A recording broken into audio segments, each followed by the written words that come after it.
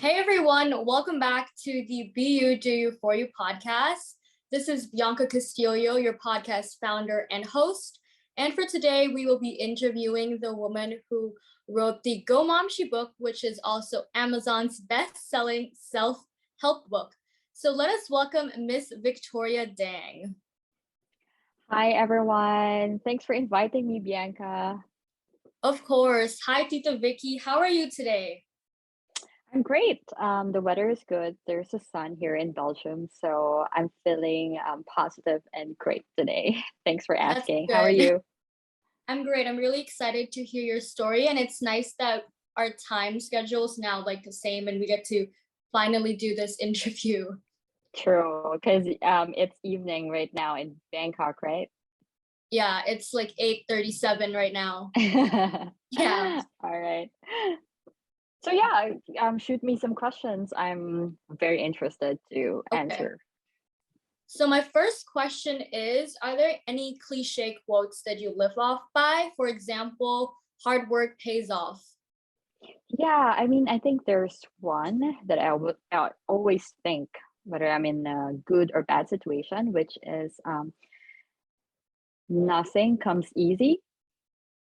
So that's the quote that I live by every day. So when I'm in a tough situation, I just always think that, nothing comes easy.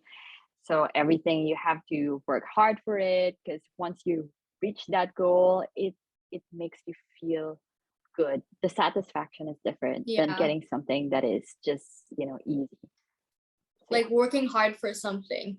Yeah, you should work hard for something, Yeah, because you might get some things in your life that you didn't work hard for, but the happiness and the satisfaction that you get from it, it's so much different from the things that you really worked hard for. yeah, I love that. And I feel like your answer sort of connected to my example, which was hard work pays off. It's like Yeah. about working hard and feeling really satisfied at the end. And Yeah, because a lot of sorry. people right now, a lot of people right Okay. now, they want easy access, easy thing, Yeah. easy money, easy, everything that is easy, they love it. People love it, because why work hard for it if there's a shortcut towards success, right? But the thing is, yep, there are shortcuts, but the satisfaction, the achievement that you feel for yourself will be different than, like what I've said, getting the easy way. Speaking of like happiness and being satisfied with something, what's that like one life-changing decision you had to make which has brought you to where you are today? Is it like about my personal life or my career life? It could be your I'm sorry, it could be your personal life plus your career life. It could be like Well, okay. So I think I can answer both. So personal life, the decision I made is like to be a mom, to get pregnant, to start a family. That's like a big decision that I personally made. It's not like an accident. It's a decision that me and my husband decided to go for, to build a family, and it is something that is life changing, and it's still changing my life up until now. So yeah. that's amazing. And I feel like I remember we had this talk like during your last few days in Bangkok about like starting a family. And like even though I'm like a lot younger than you, I'm like proud of like how far you came. And speaking of what do you call this, like decision making and everything, what was the hardest decision you've had to make throughout your years of existence? This could be about you being a mom or like starting off as like newlyweds and everything. Is there something that you sort of struggled when you had to make a decision? Oh yeah. There's one thing that um it was very hard for me to decide whether I pursue my flight attendant career or to go back in Bangkok and be with my loved one, which is my husband right now. So it's a struggle between choosing like the career that I really wanted to do for my life, or just following my boyfriend before then and now my husband. So yeah, but I think I made the right decision, and Yeah, you did. I'm still yeah, I'm still comfortable with, even though it was a struggle. I mean, it's between myself and the future, but I think I did the right thing, which is, looking at the bigger picture of life and not, being a slave to being like a, not really a, okay, it's not really, the term is wrong, the slave wrong, but at least I didn't, look at life in a short term. I look at it in a bigger picture, which is the future, and I'm working for it. And So as yeah. what do you call this? Being a flight attendant or staying with your loved one here at Bangkok before with your husband, would you say that's like, one of the hardest decision you've had to make in life? And how Mhm. were you able to persevere? Or like it doesn't even have to be that situation. Like let's say you just go through tough times in life, Mhm. how are you able to pave through and just get through it all? Yeah, I mean, like what I've said earlier, it's such a struggle at first, but then you really have to look at things in perspective and look at it in a bigger picture for you to really understand. And then once you understand it, you accept it and then you move forward. So that's how I persevere things in all things that I do, especially whenever I'm struggling. That's nice. That's very like positive and yeah. And speaking of hardships, could you share us what do you call this, your COVID journey? Because I think I saw it like on YouTube how you and your son experienced COVID, but like luckily you guys are all fine now. How was that experience like? Especially having like how old was Saya then? Like 1 or 2 when he had I'll say COVID? it was like 10 months old around that time, 10 months or 11 months. Like going to 11 months. And yeah, the COVID journey that we had was very memorable and something that is not fun at all. It is, because I struggled myself physically, mentally, and say also, having your kids sick is never ever good, and it broke me into pieces for a short while. But then I realized that I have to be strong as a mom, and then I have to be there for him and also for myself. So yeah, the COVID, well, I don't know if I really have to say that, but it sucks, and and it puts us in like in a roller coaster journey, emotional journey, and we are very grateful that we got through it, not only physically but also emotionally. I mean, it's a success that I came out of that room after 14 days with in a great shape and a great mind, because I really thought I'm gonna go crazy after being with my son and not having any help around. So yeah.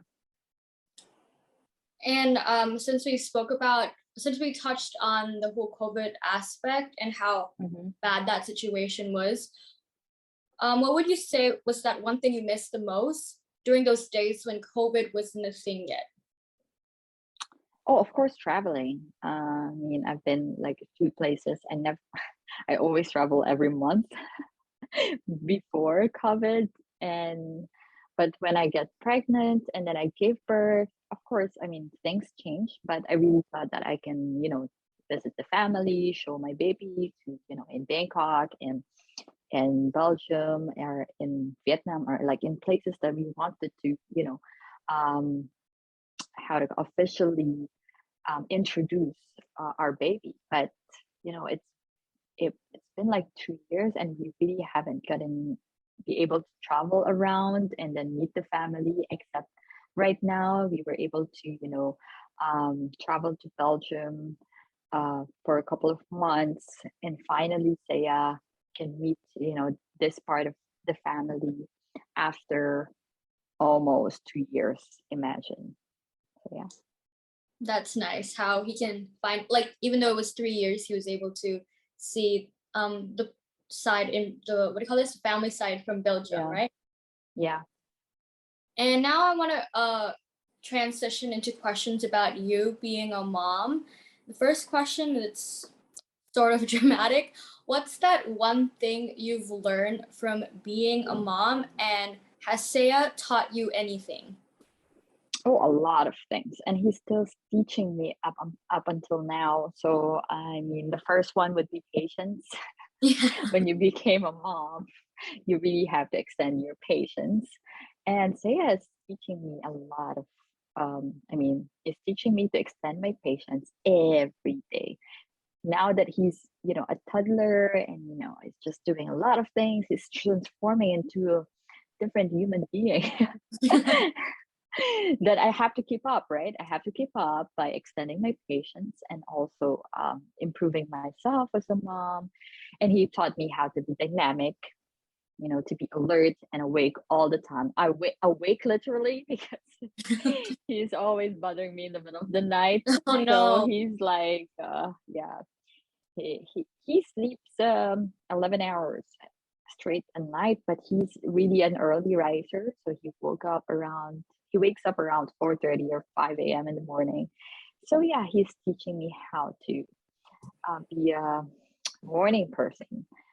Yeah, patience, morning person, alert and awake all the time, and being dynamic because he's changing all the time. So I really have to keep up, adjust, and also um how to call it, approach him in appropriate manner.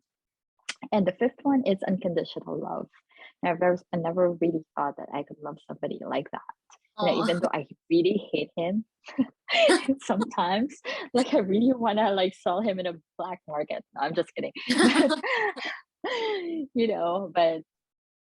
But at the end of the day, when you inhale and exhale and you see him happy and growing and doing laughing so hard, that's when you like pause and starting to realize that even though he hurts me so much, he keeps me awake during the night or like in the middle of the night or like early in the morning, I still love him. I still want to do a lot of things for him. So that is something that I never learned until I became a mom. So that is quite amazing.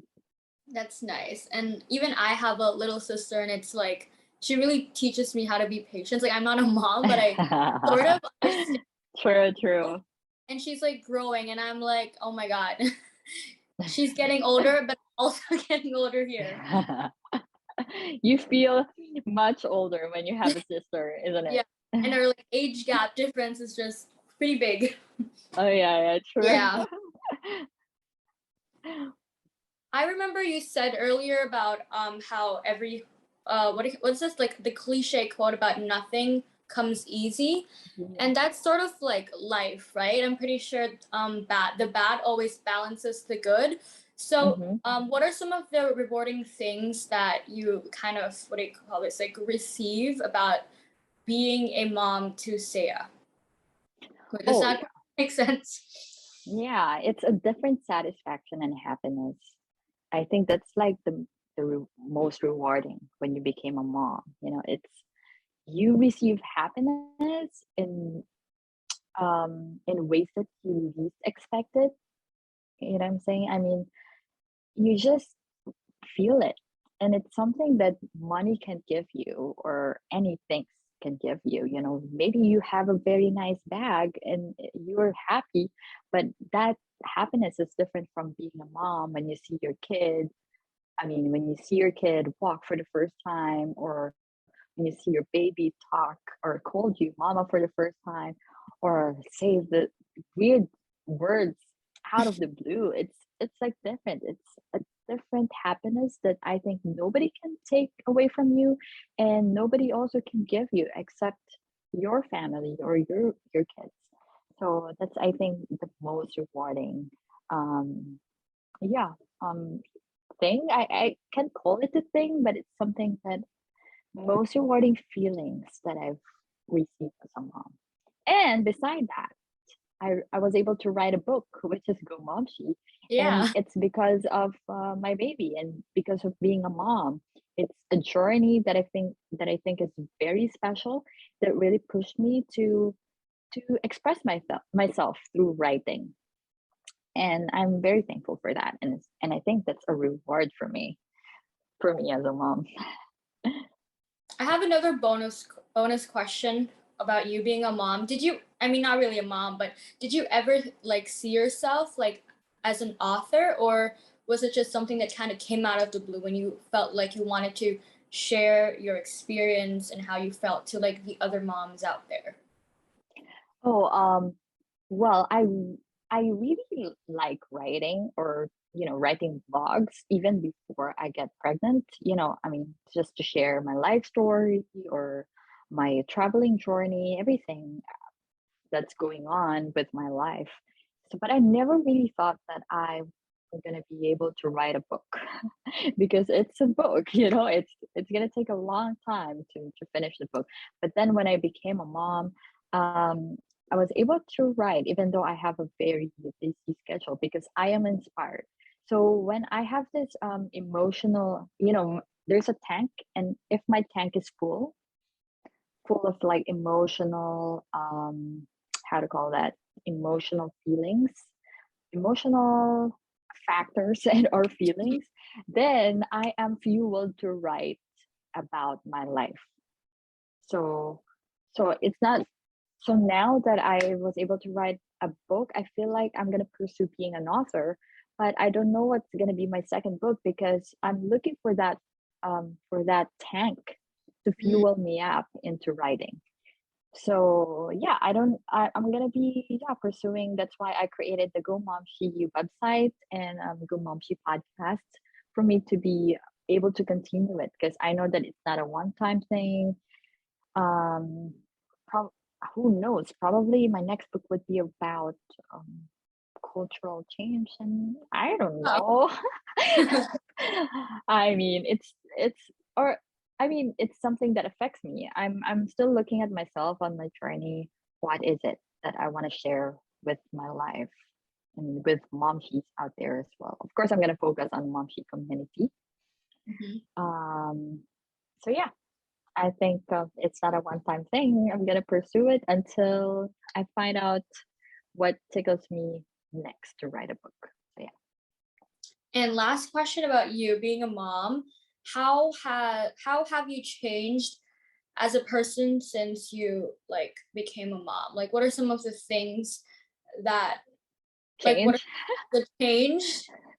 a Like lot. view life differently? You tell me, you know. There is no partying anymore for this mom. I mean, of course, I don't have time. I have to set priorities, and I Mhm. have to really um put my time into important things. I really have to calculate my time, and I have to make sure that I'm using it wisely, because now that I'm in Belgium, I don't have any help around, like, Yaya or something like that. So it's all on me and reuse. So I'm taking care of Saya full time, and I have to, balance it out, maintaining my podcast as well, and my website and my community. So it's a struggle, but yeah, it's something that changed how I use my time. Before, it's just all about, pleasures, like going out, traveling, partying, meeting people, eating out, trying out in restaurants, and um, Netflix and chill. But right now, it's all about the little one, and I can Yeah. only do some things for myself, um, like maybe when he's sleeping, or when he's um, busy watching something, I can sneak out and do something for myself. But I think I also realize right now that self care is quite important. So something that is actually changed when, I mean, my perspective, or my how to call that, my definition of self-care has changed when I became a mom. Because before, when I was just me and Ryu, self-care is like, I thought, is very shallow, just, you know I'm time I because I have a lot of time, I'm taking it for granted. But now that I have this very short time, I have to I realized that self-care is a must, and it should be there all the time with you, whether it's before going to bed or waking up in the morning, sipping up your warm coffee, or eating your favorite food and taking your time in the shower. That those are the things that I never thought are important until I became a mom. Yeah. Yeah. All right. Now I have questions in regards to you being an author and podcastress. Is that the Hmm. term? Okay. Yeah, that's the term that they're using, but I never really used it. I It always sounds use a little wrong. host. Yeah, Yeah, go podcast mom. host. I mean podcast host. Yeah. You sort of already answered this question, but how was that? How was the process like when you first wrote your Go Mom She book? Like, and I'd like to sort of know how long it took for you to finish the book. Was it like more than a year? Oh no, it's very fast. So Oh, yeah, I'm actually surprised myself when I was writing the book. I really schedule it and timeline it every chapter. I don't know. It's just I think it's hormones. After giving birth, the hormones, the everything. Because I like what I've said earlier, my outlet is writing. So whenever I feel sad, whenever I feel happy, I always write it down. I like planning too. So I like journal. I'm like a fan of journaling. So oh, since college, yeah. So I always like get the Starbucks planner and then put my everything that I want to do in my life we're the for a same. year. Yeah. So when I was writing the book, I started writing the structure first, because once I have the structure and the title per chapter, not really the title exactly, the concept that I want to write Yeah. per chapter, then I planned it as in the calendar, like, oh, this day, Thursday, Monday. I skip. There's like okay, vacation dates like that. Once I followed my schedule, I got through it. I was like, wow, I finished this chapter. I know it's just a draft, a first draft. So I finished my first draft for 3 months. In 3 months, sorry, in 3 months, I finished all the drafts. So I submitted it to the publisher, the editors, and they edited it until like there's like three editing processes. So it took me like 8 months before I finished over all the book. So yeah. So it is like less than a year. Yeah, less than a That's year. that's It's pretty actually fast. surprising. Yeah. Yeah. And right now I was like thinking to write another book, but dude, I can't. There's nothing yet that really inspires me to write a book. So yeah. And it's like I feel like another reason why you finished it fast is because yeah, number one, hormones, and number two, you're like passionate and dedicated to like Yes. share. Hmm. To write and share. And I think I have a very I have this strict schedule that I followed. So I think that's very important. Even though sometimes I have writer's block, I have this concept, but I don't know what to write. I give my time a space, but I have this window, because I don't want to force myself all the time. So whenever I have this time pressure, I write more. So yeah. Oh, Yeah, because if you just give me, okay, you have like 10 day or like, okay, forever to write the book, then I'm just gonna be procrastinating all the the whole time. time. Yeah. Yeah, the whole time. So what I do is I always put myself like, okay, I have like 2 days to finish this chapter, or like 3 days to finish this chapter. If not, I'm gonna be disappointed with myself, something like that. So I punish myself if I don't meet the deadline. So yeah, that's what I think helped me the most to finish the book very fast. So wow, you're like very productive. I love that. And Yeah. it seems to me that you're like very well organized and well planned, and you follow things accordingly and everything, and you're passionate and everything. So what advice would you give for people like me who are just starting their own podcast, or let's say for people who want to write their own book? Do you have any tips and advice that you'd like to share? I mean, yeah, sure. If you're looking for opportunity or a sign um, to tell you to write a book, maybe you have to start asking yourself if you really want to write a book. Because for me, a sign or a signal or opportunity is not a thing. You create your own opportunity, you Yeah. create your own sign. Then you have to write right now if you really want to do it yourself. There's no, right time or proper time to start a book or start writing a book or to start a podcast. I mean, just try it on, it's for free. You have your document, you have your computer. I think everybody has computer and you have a document in your computer. You can even do it in your phone, right? Just write a blog or something. Start small if you want. Start testing it out. A lot of people sometimes they're able to publish a book after 10 years of writing, right? So if you start now, then you have 9 years to go Yeah. to publish a book. If it's really your dream to to write a book or to start a podcast, do it right now, and don't let anybody judge you or stop Yeah. because it's your life. You do you, right? Yeah. Do you for Yeah. And as you said earlier, what do you call this? Like happiness, it comes from like you said something about like coming from family, and I feel like your family makes you happy, so you gotta do what makes you happy. Like let's say for other people, it's like other things. Then find a way for that to like for you to be able to pursue that dream and that sort of feeling of happiness. Mhm. And speaking of what do you call this? Speaking of being an author, what brought you to the field of becoming an author? And was there like a specific person that kickstarted that journey of yours? Like other than Saya, is there like an author that you really look up to? Because you said that it started because of like your what do you call this? Your feeling tank, and of course your son Saya. Is there like Mhm. an author or someone else that really inspired Well, you to start a book? mm, I'm not really a fan of one author, but I like soulful books and self-help journey books because I think they're like practical books.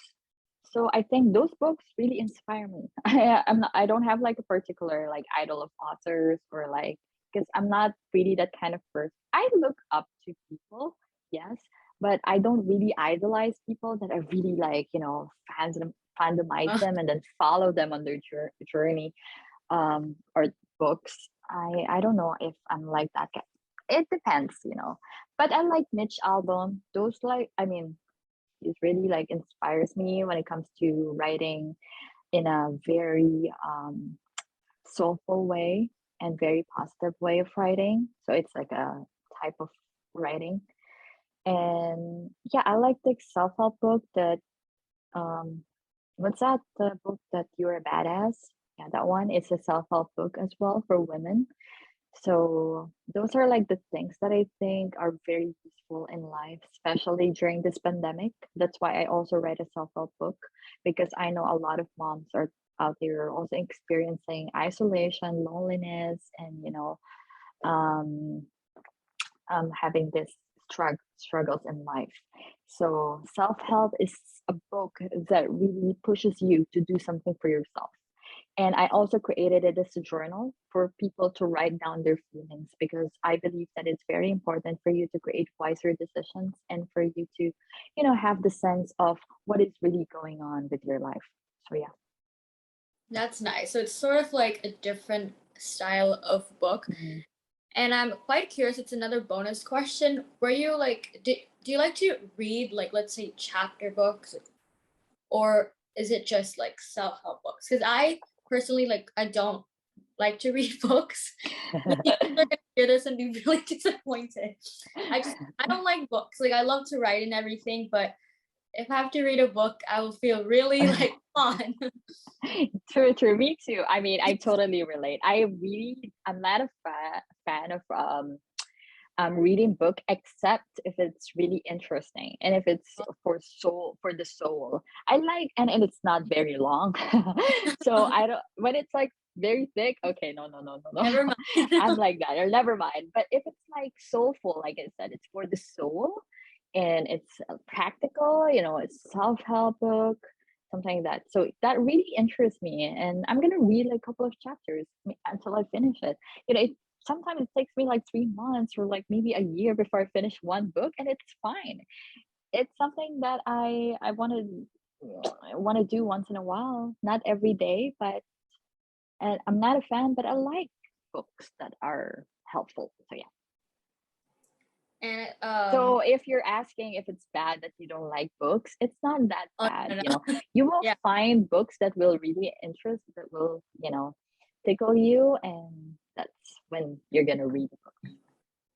Yeah, books. There are like a few books that sort of interest me, and like to think some teachers like make us read them, and I like them, but sometimes I just don't really like the book because I'm like the characters, they're so boring. So it doesn't interest me in any sort. And my last question about you being let's just say podcast host and author. What was the reason behind the name like Go Momshi? Like, is there like a deeper meaning other than like, supporting moms? And it's like what do you call this? In the Philippines, it's like a term, right? Like moms, like Momshi is like a something like that. endearment for moms. It's a gay word first, right? So gay Yeah. people use it, Momshi, hello, like that Yeah. in the Philippines. But it became like generally a term for endearment for all, for gay and women. So yeah, I mean, I just use it because it sounds more fun, Momshi, and it's more like you feel like we're closer because it's an endearment, right?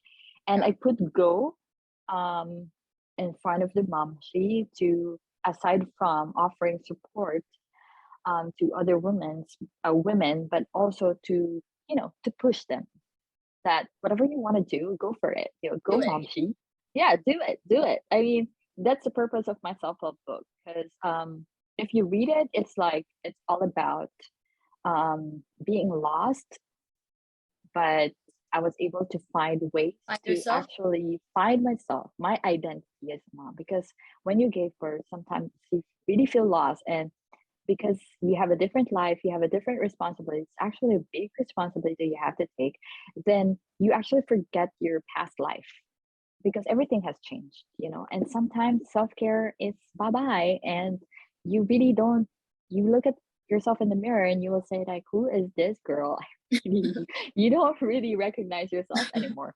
Yeah, and that book actually tells you what my journey, my personal journey, and how I was able to, maneuver it, and then still bring back my old life and continue the identity that I want for myself.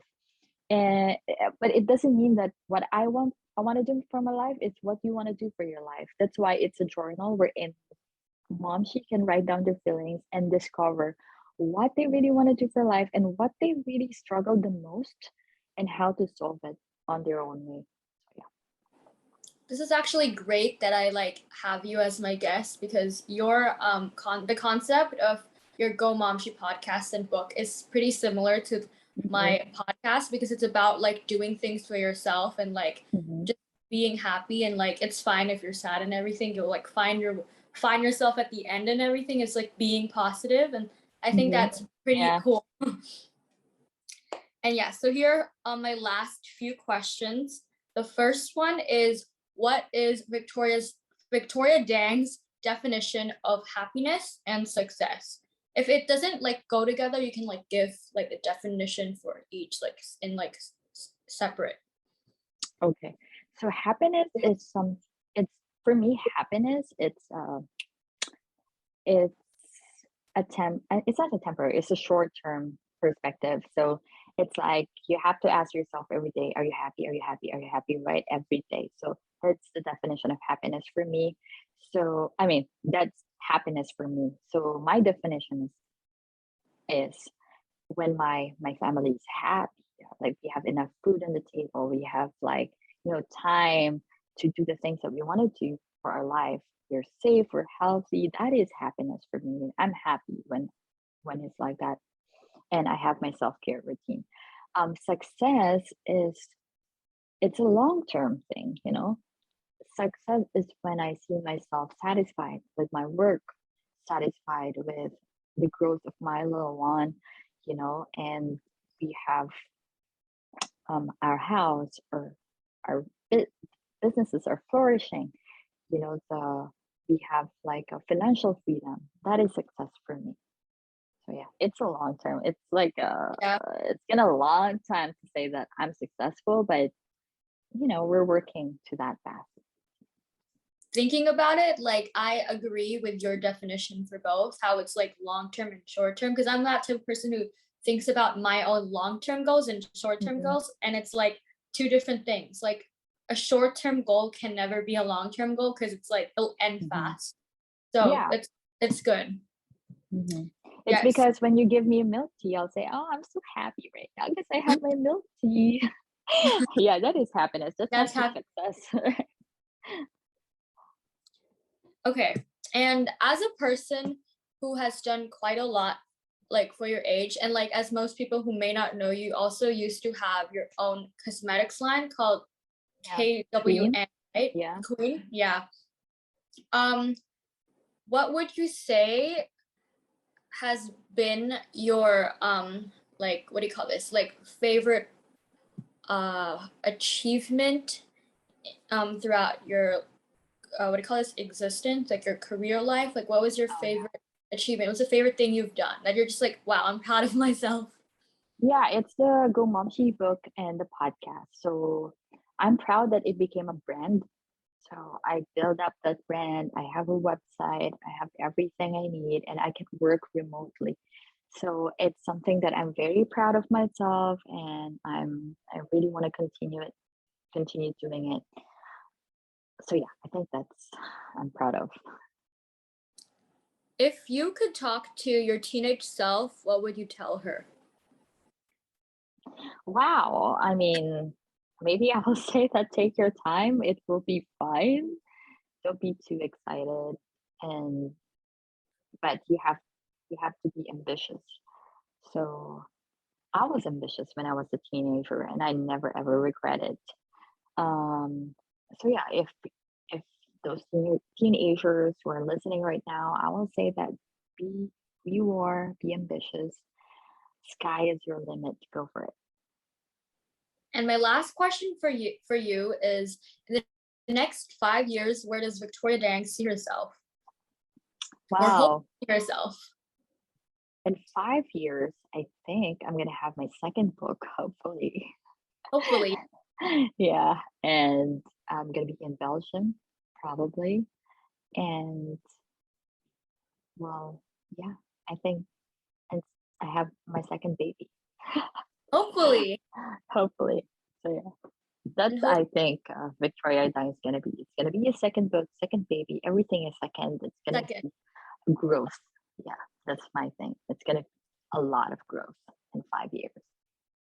So thank you very much for your time. We finally got to do this interview, and a quick Yeah. a quick Sorry. sum up of the interview is that first she spoke about her book and how her book was sort of like um how she started her book was having this like emotion tank where she always jot down her ideas and how she felt, and eventually she was able to come up with the book. And luckily, a lot of people enjoyed her book. I saw the reviews also on your Instagram. I saw the reviews. I'm like, okay, I want to get this book. How do I get this book? I'm in Thailand. So yeah, she talked about like finding yourself and just doing things for yourself, finding your own happiness and being kind to yourself because that's really important. And as a child, as a teenager, it's very important for us to just do everything for herself. And as you said earlier, the limit is the sky or something along the lines of Yeah, that. So the sky is your limit. Yeah. yeah, so just do everything you want, go for it, and just live life. So yeah, I feel like that's all I want to say for the sum up. Thank you again for watching the BEUDOU4U podcast, and thank you, Miss Victoria Dang. Thank you Bye. for having me. Bye. Bye.